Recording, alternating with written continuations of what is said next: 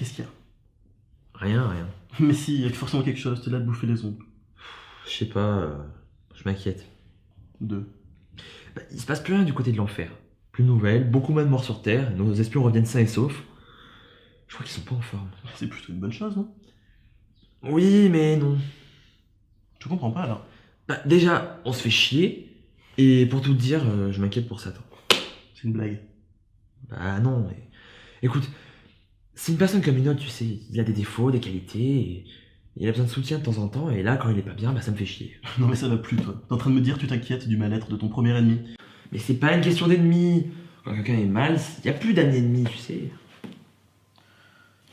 Ah oui, mais moi aussi, ça me fait chier. Mon dieu, 4000 dessins de jour? Mais vous foutez de ma gueule, mon vieux, là, hein. Tout fout le camp. Surtout, on allume plus de bûcher, ça fait je sais pas combien de temps qu'on n'a pas eu de dictateur dans le monde, mais non. Surtout, on se bouge pas les fesses, ça reste comme ça. Eh ben non. Non mais vous allez vous secouer les miches un petit peu, là, hein. Ça va pas se passer comme ça, hein. Bon, de toute façon, ça sert à rien de parler avec vous, vous n'êtes qu'un con. Mais enfin, qu'est-ce qui vous arrive? D'habitude, c'est l'heure où on se frite. Ça fait 3 soirs d'affilée que je vous insulte, et pas de réaction. Moi, ça commence à bien faire, hein. Merde, voilà.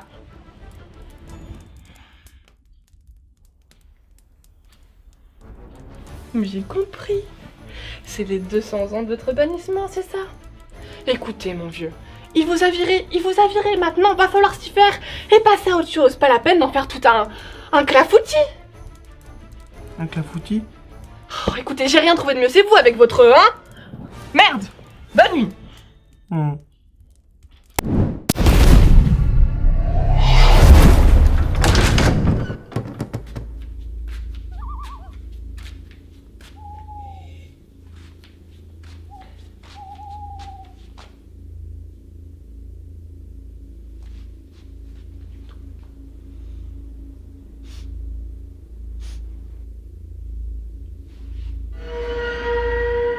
Nergal?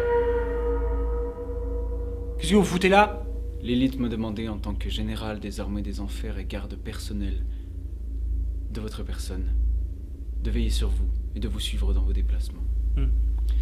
Alors, premièrement, ces derniers temps, mon seul déplacement consiste à quitter mon lit pour rejoindre ce canapé, soit une distance d'un demi-couloir, comme zone d'attentat à risque.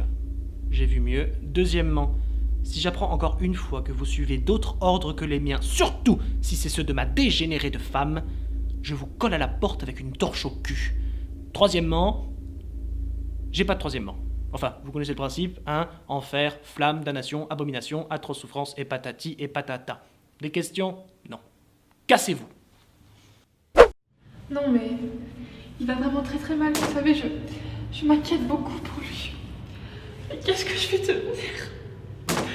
Seule, avec de telles responsabilités. Quelle responsabilité? Bien, il va falloir trouver quelqu'un pour lui succéder un jour ou l'autre. Mais une régence pour le moment, ce serait déjà bien. Vlad est déjà tout désigné pour cela. Oh non, il est trop jeune. Le pauvre petit, je n'ose même pas imaginer comment il pourrait réagir. Il est déjà tellement perturbé par la mort de son père. Il n'est pas encore mort. Chut. Il faut se préparer à toutes les possibilités. Bien. Vous ne voyez vraiment pas quelqu'un pour lui succéder? Honnêtement, non. Même quelqu'un de très proche de lui. Caron?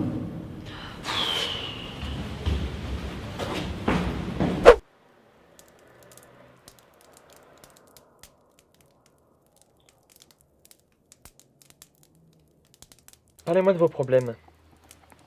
Mais je n'ai aucun problème. Votre femme. Lilith? Oui, Élite. Alors, il paraîtrait que vous ne tuez plus personne, que les humains sont heureux, et que surtout ce qui l'inquiète le plus, surtout, c'est, alors je la cite, hein, il a totalement cessé de m'emmerder depuis 4 jours. Bon, alors oui, on sait tous que bon, c'est le bicentenaire de votre bannissement, que voilà, c'est une épreuve. Non, alors non. Alors, il m'a pas banni. J'ai quitté le paradis d'un commun accord de Dieu avec lui-même. Ok. Puis, non mais ici je suis mieux, j'ai ma femme, j'ai mon fils. Votre fils? Ben Vlad. Oui, votre fils adoptif. Oui, ben, c'est comme mon fils. Écoutez, plus on est une famille tellement unie. Là, la dernière fois au dîner, le petit chenapan, n'a rien trouvé de mieux que d'essayer de me faire brûler vif. C'est irrésistible. Bon, écoutez, ça va pas du tout. Hein. Mais si, mais tout va très bien. Mais non, Satan. Non, vous allez très mal. Et vous savez pourquoi? Parce que personne ne vous aime. Vous faites peur à tout le monde. Ceux qui ne vous craignent pas vous méprisent.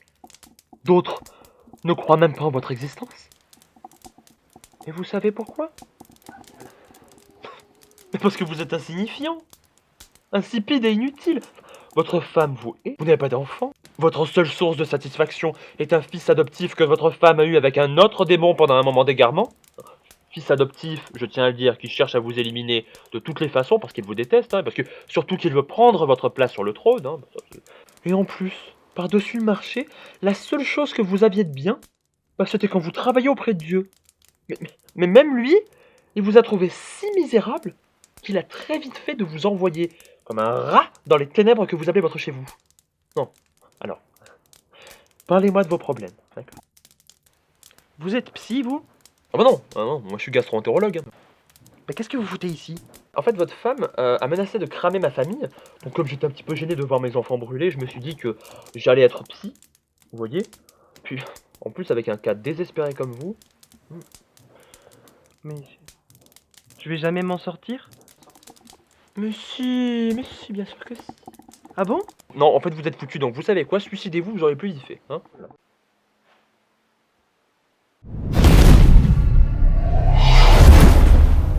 Bon, comme vous le savez, nous avons tous constaté ces derniers temps que notre bien-aimé maître, la vertébré, invétéré, notre cher Satan n'est pas à la sommétude de sa forme.